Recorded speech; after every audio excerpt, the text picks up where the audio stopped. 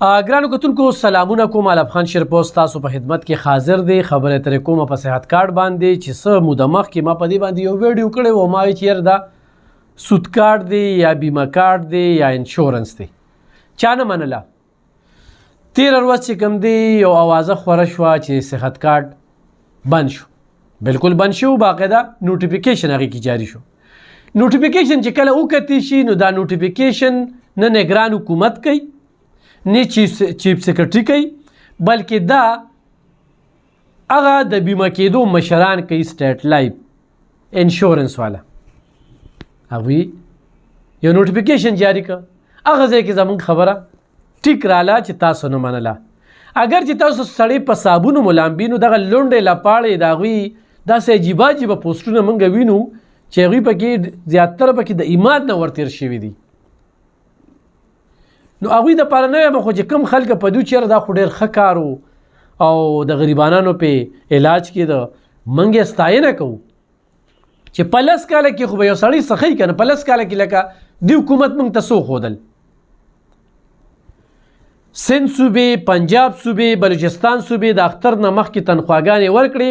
دلته زموږ د پښتونخوا حکومت چې 45 ارب روپۍ دا په تنخواګانو په مد کې ورکوي. په خزانه کې 13 ارب روپۍ پرتې وي.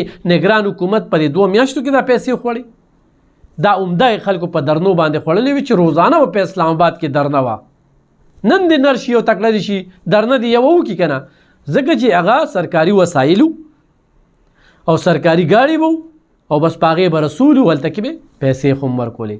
نن چې دوباره کله بیا نوټیفیکیشن جاري شو چې یاره صحت کارډ هم بحال که نه، هغه هم هغه د بیمه مشرانو د سود مشرانو دغه بینک کې دغه کې به ځان بیمه کې انشورنس.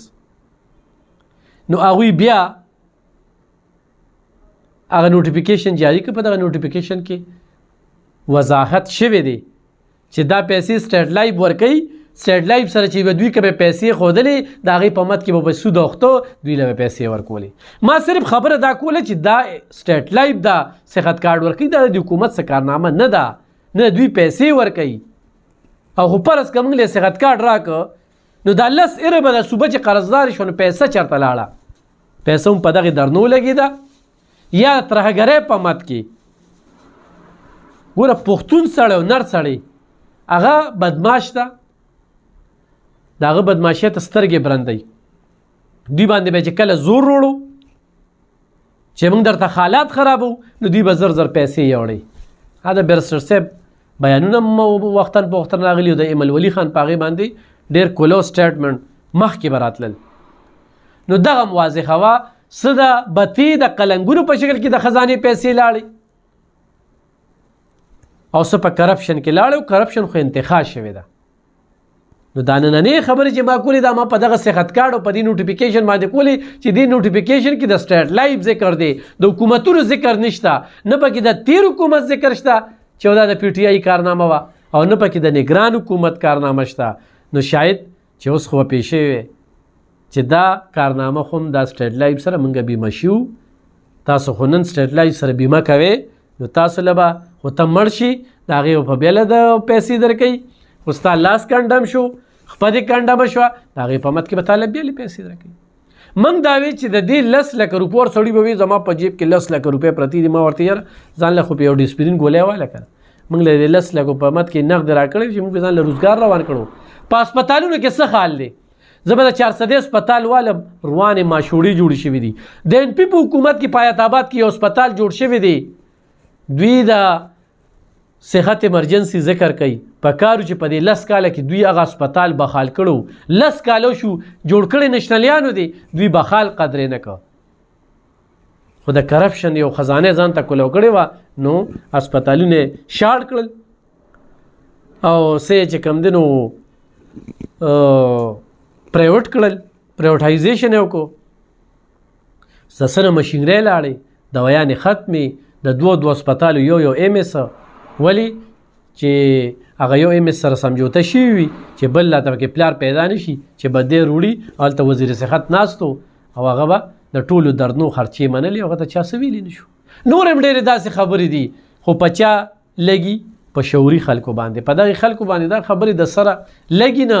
دوی به د لنګرخانې ذکر کوو ما دا چیلنج سره ویلو چې لنګرخانه د ټیلپیره طرف نه وه د سیلانی کومه انجیو ده وګورئ بینر په ګوټ کې به لیکلی شوي وي دوی ول صرف NOC ورکړې وه زمونږ غټې چاولې ته ښې وي چې خلکو ښه په عزت سره وړلې او خوړې او تاسو غټه چاولې لیوني کړې وې ولې لیوني کړې وې چې ایوب خان نور څونه وایي زه په دې کنځلو باندې چپ کړم مجال شته خو د ښه خبره ستاسو په دې کنځلو باندې اگر چې د پښتونخوا صحافیان دې وخت کې خاموشه دي د کرپشن دا سټوری نه روباسي خپل عزت هم ورته خوږ دی هغوی و چې یاره خاندان کنځي دا کومه طبقه ده PDO خپل موقف نشي ورکولی د دې د وجې چې یاره یو داسې جراثیم په دې سوشل میډیا باندې چې کنځلو نه علاوه بل څه نشي کولی ایوب خان شیرپو د 2018 نه ستاسو د کنځلو په ضد کې دی خو حق یې نه دی پرېښی نه به یې پرېږدي او دا خبرې به زه تاسو ته وړاندې کوم د دوه خبرې مې ورته په دې پروګرام کې وړاندې کړې چې دا کومه د صحت کارډ مسله وه نو تاسو ډېر زیات ما پسې کالونه کړي وو یاره دا دې ولې ویلي دي او دا دې پسې ویلي دي او دا خو ډېر ښه کار د ښه کار زموږ ستاینه کوو غریب سړي ته ځه ډېرو خلکو پکې اپریشن وشوې اگر چې ډېرې زنانه هسې بې سوسرلې شوې د ډیلیوري په کیس کې هسپتالونو ته لاړلې او بس اپریشن اړ وخت یې نه دی ورکړی کنډم یې کړی نن په هغوی باندې پیسې لګي چې چا په صحت کارډ کې به 24,000 لګېدي نو بارې په بیا 4550 او 1 لاک لګولي دي زخم پاتې شوی دی په دې باندې هسپتالونه ټیکولو ډاکټرانو دلته کمې دي ډاکټران ورکولو دلته کې مفت علاج ورکولو خو سټیټ لایف ورته یو فارموله ورکړله چې د یو کس په سر باندې موږ سر دونه پیسې کېږدی موږ به په هغې باندې سود راځي دونه پیسې کېږي به د هغوی علاج به کېږي او د څونه کسانو علاج کېږي خدای دې مومن مسلمان دا اپریشن نو ساتي اپریشن چې کوم انسانو کې نو دی کانداب شو